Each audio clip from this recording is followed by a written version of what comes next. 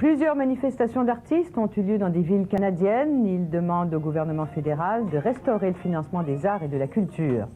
Urgence culturelle, c'est le nom de leur mouvement, soutient que les libéraux ont amputé de 339 millions de dollars les budgets consacrés au secteur culturel.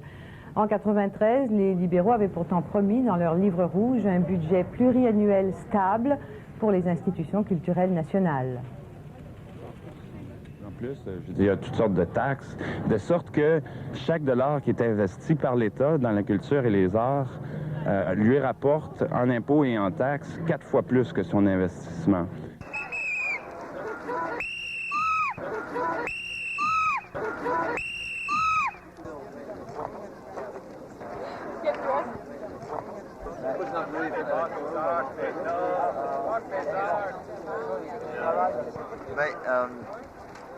Le contexte pour ça, c'est des coupures générales. On parle seulement des coupures fédérales, pour commencer, parce que le Patrimoine Canada a coupé, durant le mandat libéral, en ce moment, 339 millions de dollars. Alors, touché par ça, c'est Radio-Canada, Conseil des arts du Canada, Office national de films, Téléfilm Canada, ainsi que les musées, d'autres galeries d'art, même toutes des compagnies de danse qui font des tournées, etc. Alors, c'est tous les secteurs culturels sont touchés un peu par ces coupures. On dit que c'est une urgence culturelle parce qu'on arrive au moment où les coupures, vraiment, ça risque, ça a déjà commencé à fermer les compagnies de théâtre, des compagnies de danse. Il y a des projets de films qui ne se font pas, il y a des galeries qui ferment. Alors, et en plus, il y a beaucoup de gens qui perdent leur job. Alors, c'est une urgence.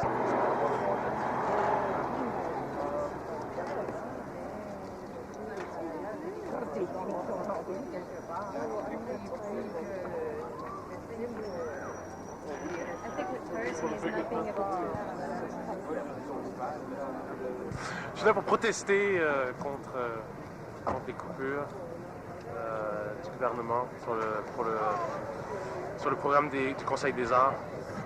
C'est ça, je trouve ça ignoble et infeste.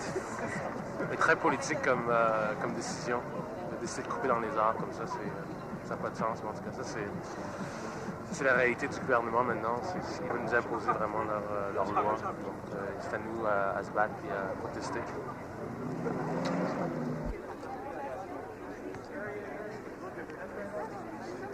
Ça va? Et toi? Ouais. Puis quand tu travailles en partenariat, tu sais, moi j'ai une chose sur le point, puis ça, il va Voilà. payer l'autre.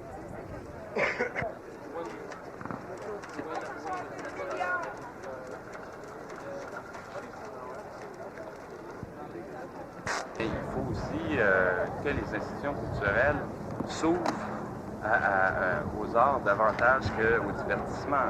Si je pense à Radio-Canada, par exemple.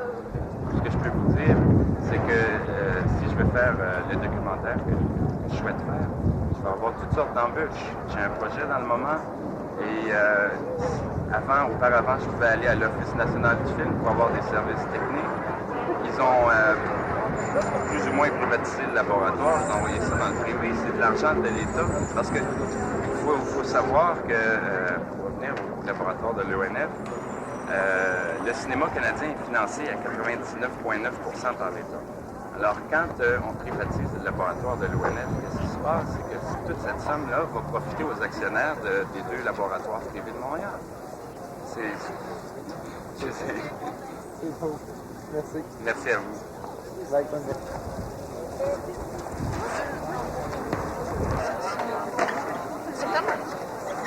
I haven't been to a single festival. And I know that the Well, it's like a friend of mine said, La lutte contre les coupures dans les arts et la lutte du MRTA, même combat. Ça veut dire que ce soit dans le milieu de la culture ou bien dans le secteur social, partout où il y a des coupures du gouvernement fédéral, mais aussi provincial.